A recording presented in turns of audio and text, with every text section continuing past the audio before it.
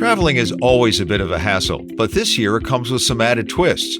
As we look ahead to the rapidly approaching summer vacation season, there's a lot of uncertainty in the air, from the state of the economy to how welcome U.S. tourists are in some foreign countries. Checkbook is here to help. Our annual travel show is jam-packed with advice to make your trip more enjoyable. We'll highlight the key things you need to consider when planning your next getaway, whether you're staying in the U.S. or heading abroad. I'm Herb Weisbaum, the Consumer Man, a contributing editor at checkbook.org. Welcome to Consumerpedia at checkbook.org. We're the nonprofit that helps consumers select services, avoid trouble, and save money. Because we don't accept any advertising or take money from any business we recommend, you can rely on checkbook.org to be completely independent and objective. Now, here's the host of Consumerpedia, America's consumer expert, the Consumer Man, Herb Weisbaum. In this episode, what to expect when booking flights, hotel rooms, or vacation rentals. How to spot travel scams that can ruin your vacation and cost you a bundle. Plus tips on how to be a respectful and responsible tourist when visiting other countries. I'm delighted to have our friend, travel expert Christopher Elliott with us again this year. Chris is a professional traveler who writes the popular On Travel column. You can also find him on the web at elliott.org. Hello, Chris. Hey, Herb, how are you? Wonderful. We always start our chats with you by asking, where in the world are you? I am in Tokyo, Japan. Was there once. Loved it. Where have you been in 2024? What big highlights can we share with folks? Well, I just got done with about a week in Malaysia and Borneo and Singapore. And before that, I was in Australia. I actually visited the Red Center, which is really something worth seeing. You know, you have Uluru and a lot of other really interesting Aboriginal attractions in Sydney, and then New Zealand. And before that, we were in the Middle East and Europe. Wow, you really do get around. By the way, in the show notes, listeners are going to find a link to your column, 5 destinations you have to see in 2025.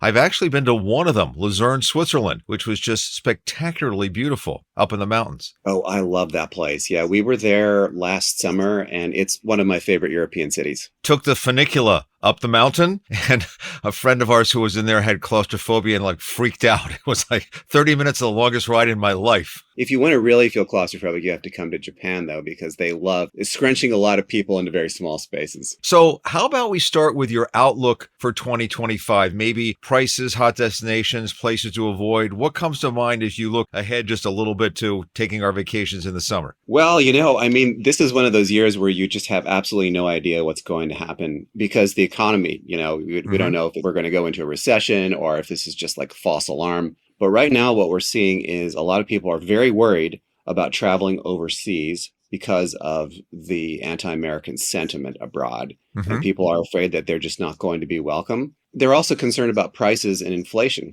What they don't realize is that this year we have some really amazing opportunities for travel. First of all, airfares are probably going to come down because they normally do at a time like this. That's one opportunity where you might find a really inexpensive airfare. But also, fewer people are visiting the United States because of the political situation. So you might find it a really great bargain just if you decide to stay in the U.S. for the summer and travel domestically.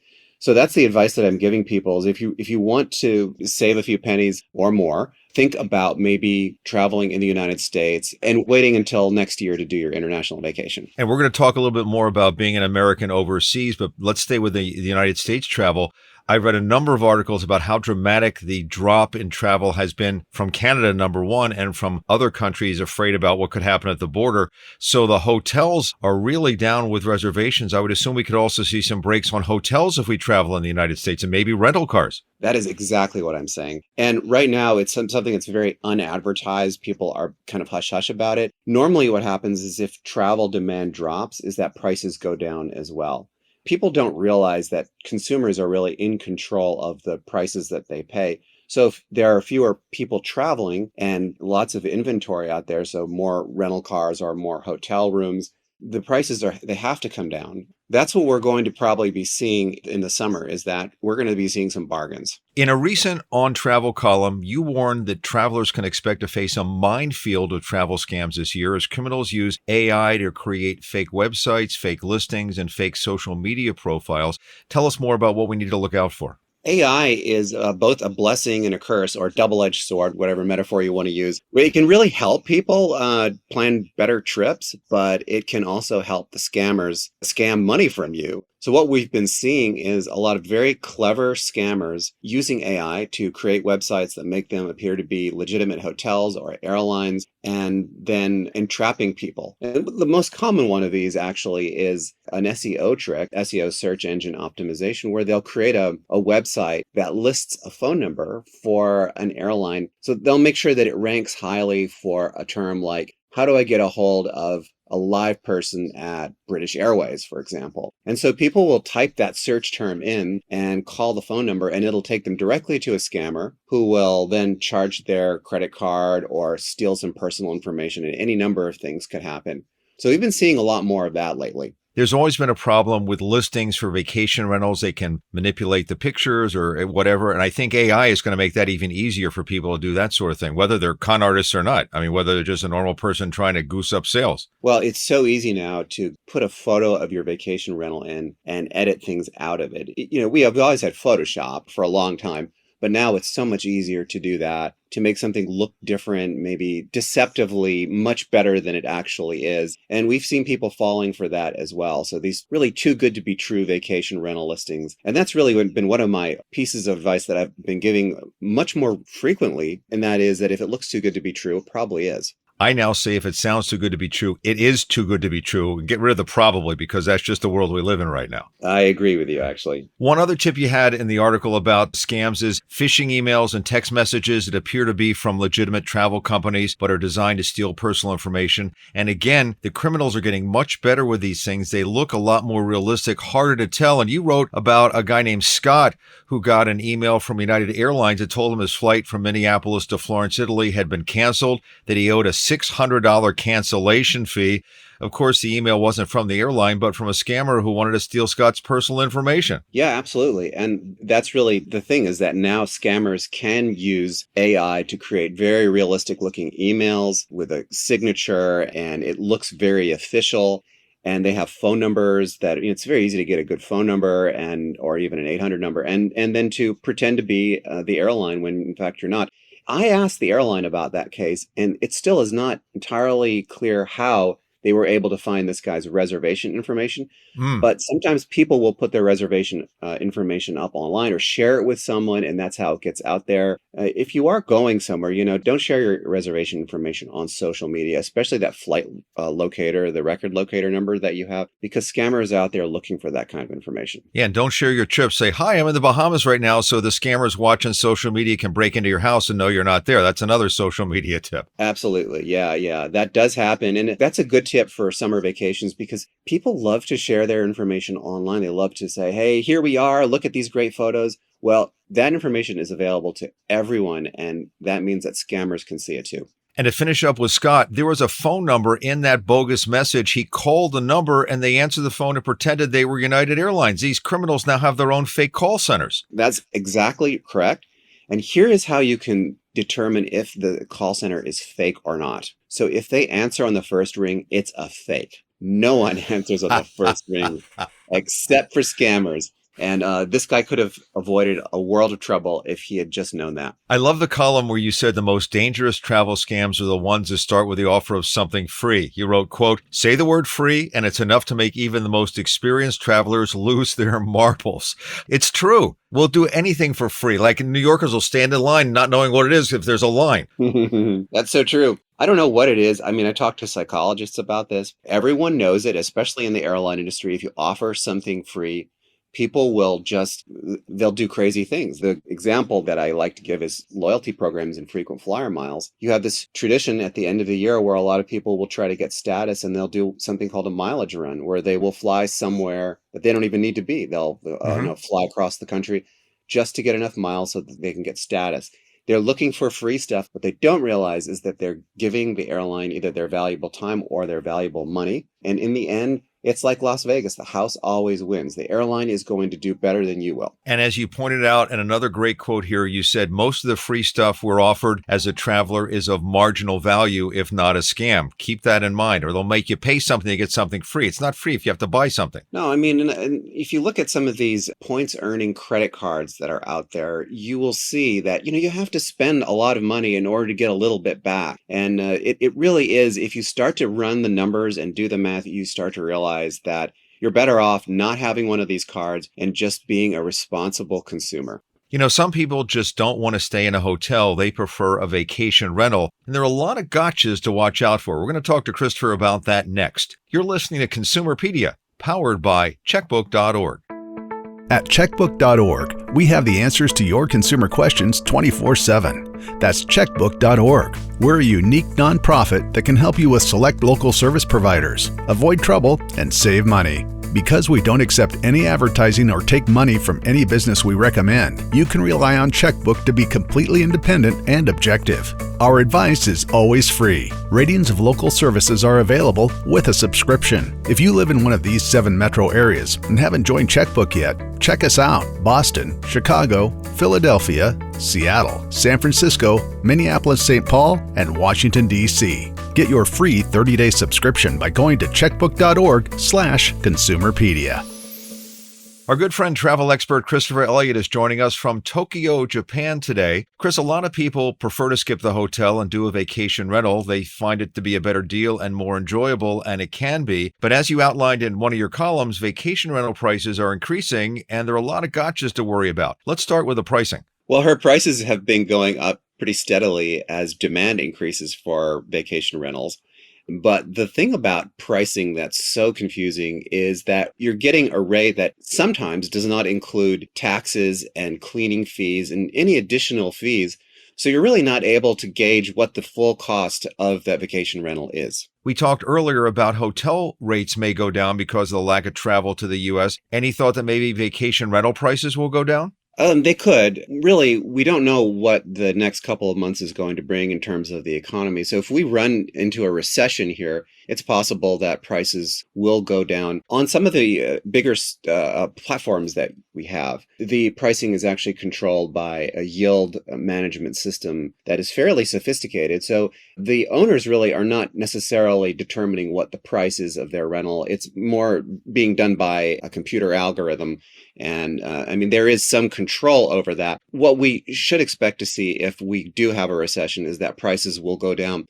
The issue really is we're running up against summer right now. And so people are starting to reserve their vacation rentals for the summer, not in time to know if there's going to be a softening in the market. So I think that if you're going to be making your reservations right now, you shouldn't see a lot of discounting. If you're going to be making them at the last minute, like say in August, there may be more discounting. And is there a way to protect ourselves from those hidden fees? It may not be disclosed. Is there a checklist of questions you need to ask, or how do you find out about that? With the big platforms, you have to wait until the very end to know what you're going to pay. Now, that is changing. I just actually got a notification from Airbnb not so long ago saying that they were going to start quoting an inclusive rate. But there are still other platforms out there that are not doing that. So wait until the end. And if you see a rate that you're not comfortable with, don't book. And the reason I say that is because booking it sends a message to the platform that it's okay to do this kind of thing.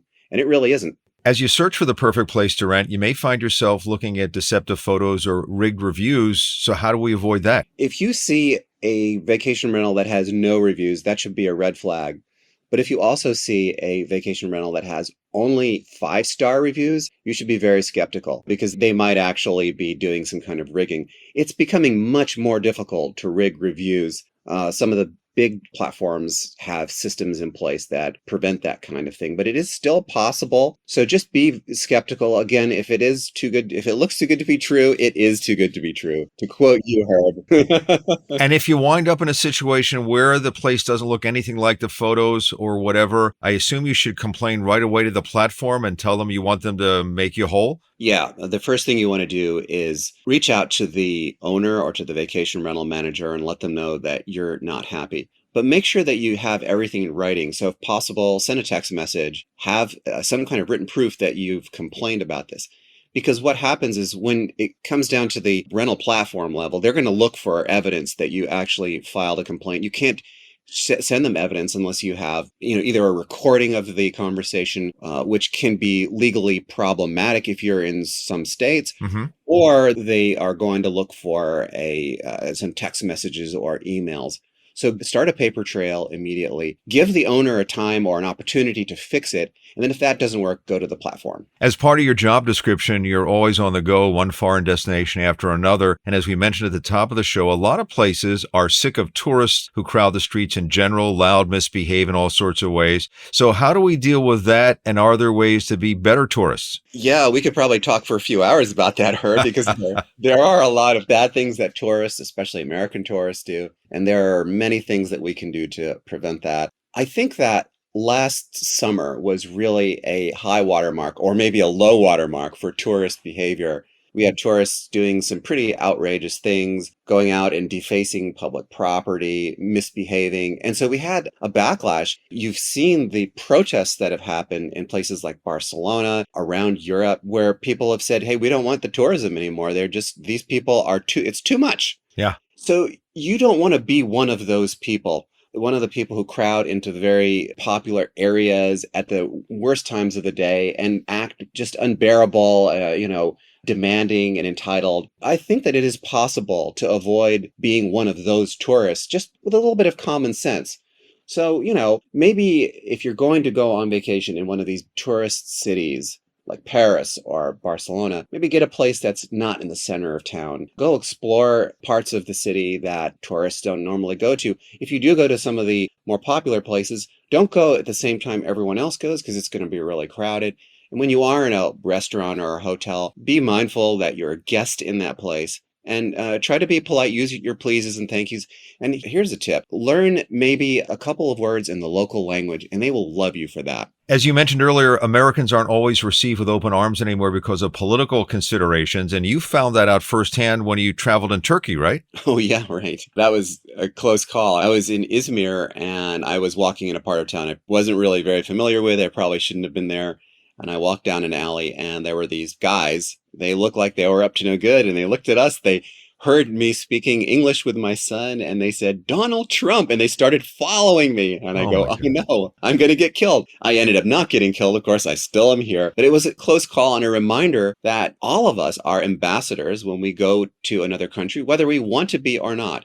And so they're judging us based on our behavior and also based on our foreign policy. Again, even if we didn't vote for him, they are judging us. So it's always a good idea to be polite, use your pleases and thank yous, dress modestly, don't wear the MAGA hat that you have back home, and you'll be absolutely fine. But if you go out there with an attitude and a chip on your shoulder, you may run into some problems.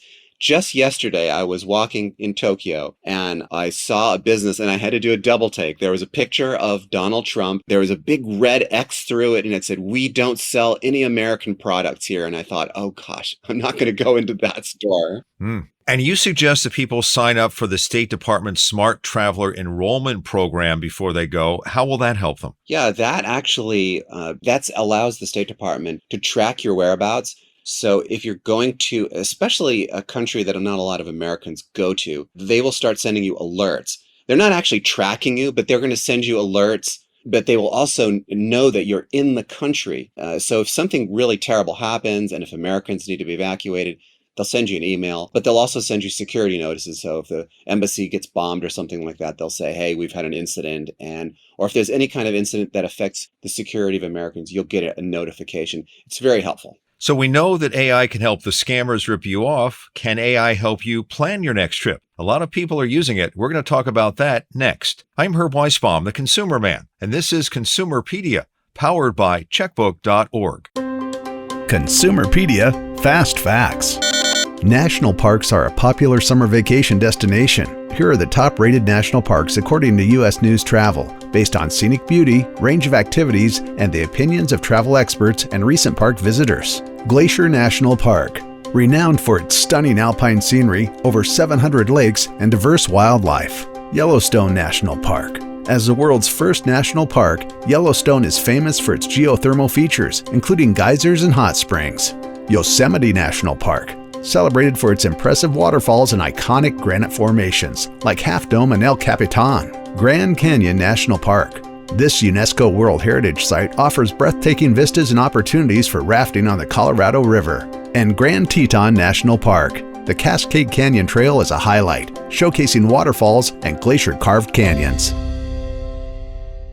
Christopher Elliott is a good friend of this podcast. He travels the globe sharing travel advice. Chris, I've always wondered how you decide where to go. Is it a Ouija board? Do you put a pin in a map blindfolded, pull a country name out of a hat? What's the process you use here? That's a great question. I usually go where the assignments are, to be honest with you. So if there's a story to be written, for example, in the last year, I've been doing a series on sustainability and tourism. And so there have been places that I've really wanted to go. I started the year in Brazil and then moved on to the Caribbean. I was in the US very briefly, and then we were in Europe, went to places like Switzerland and Germany and Finland with really great reputations for sustainability, and did some stories there. So it's not as random as it looks, but sometimes it is. There are times when we don't know where to go next, and we go, okay, maybe we should go to like Taiwan next. I don't know. Yeah, well, that works. So far it's been very successful. Yes. According to a survey by Adobe, a little more than half of American travelers, about 53%, say they've used artificial intelligence to plan a trip. They use it to comparison shop for hotels, to find restaurants, and even plan itineraries. You wrote in one of your columns, quote, "The poll doesn't say how well AI performed, including errors, hallucinations, or simply misunderstanding the prompt."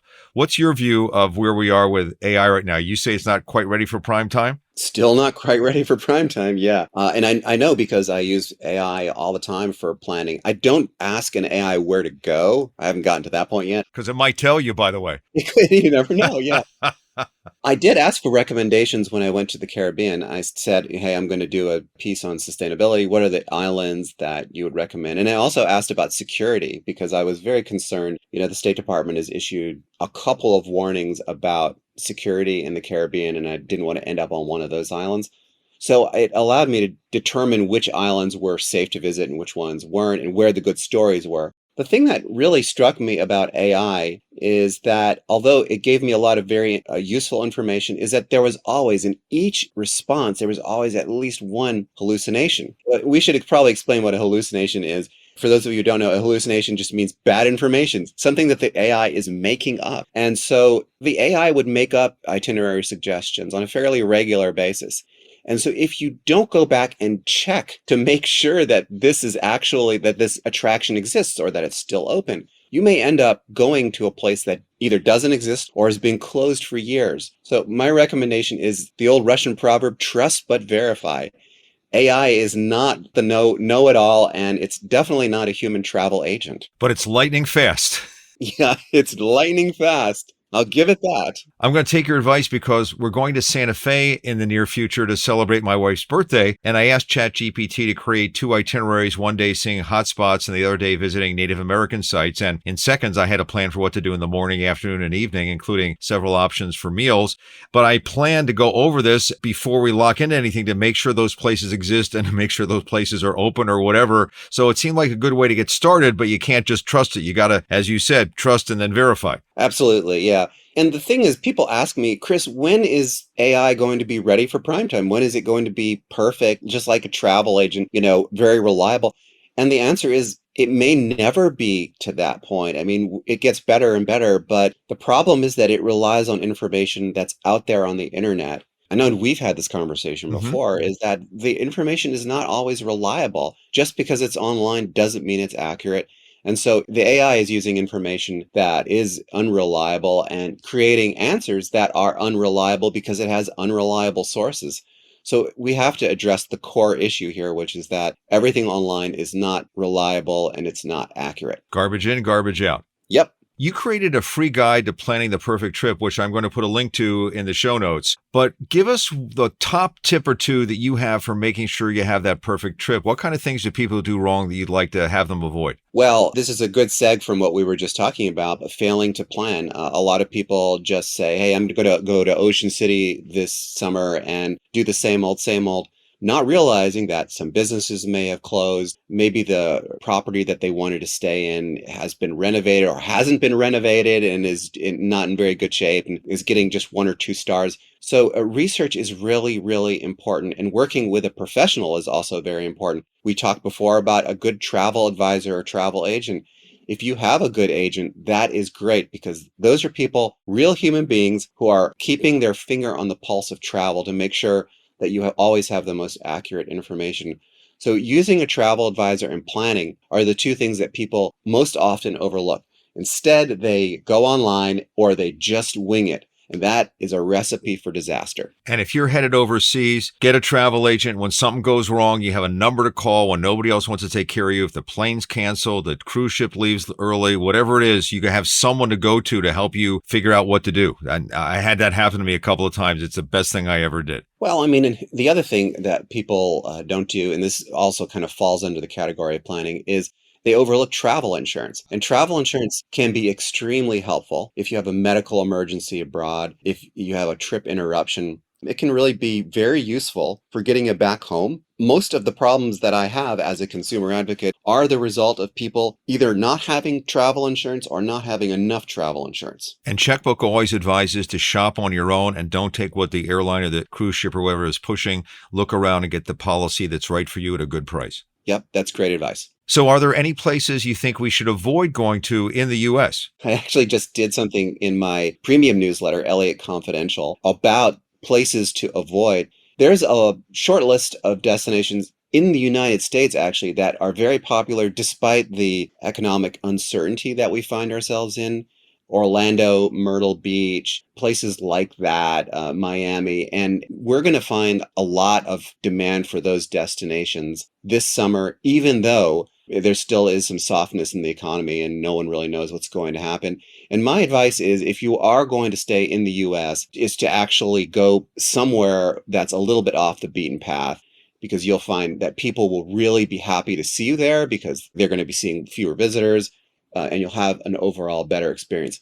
Before we go, tell folks where they can find you on the web. I run a nonprofit organization that helps people when they have a consumer problem. You can find it at elliottadvocacy.org. That's ELLIOTT, advocacy.org.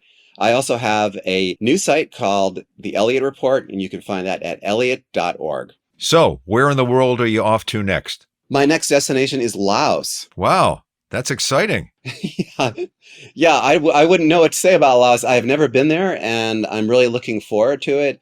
They have beautiful temples and shrines. Yeah. And it's an ancient civilization. And it is also, by the way, the cheapest destination on Earth. I didn't realize that until after I'd booked it. That's great. Well, see, you're going to got a lot of good columns are going to come out of that. Oh, I'm sure. Chris, it is always great to talk to you. Thank you for spending time with us, and safe travels, my friend. Thank you so much. Well, that's it for this edition of Consumerpedia. We hope you'll rate the episode and follow us on Apple Podcasts, Spotify, or wherever you listen to your podcasts. Remember, we release new episodes every other Thursday. Another way you can support this show is to follow us on Consumerpedia on Facebook and Instagram, and at My Consumerpedia on X, formerly Twitter. I'm Herb Weisbaum. Thank you for listening. Consumerpedia is a public service of Checkbook.org. We're a unique nonprofit that helps you save money and make smarter choices. You can count on Checkbook to help you find the best services and avoid the worst, with local ratings that are accurate and unbiased. If you live in or around these 7 cities and haven't joined Checkbook yet, check us out. Boston, Chicago, Philadelphia, Minneapolis-St. Paul, Seattle, San Francisco, and Washington, D.C. To get your free 30-day subscription, go to checkbook.org/Consumerpedia. Consumerpedia, empowering consumers to save money and make smarter choices.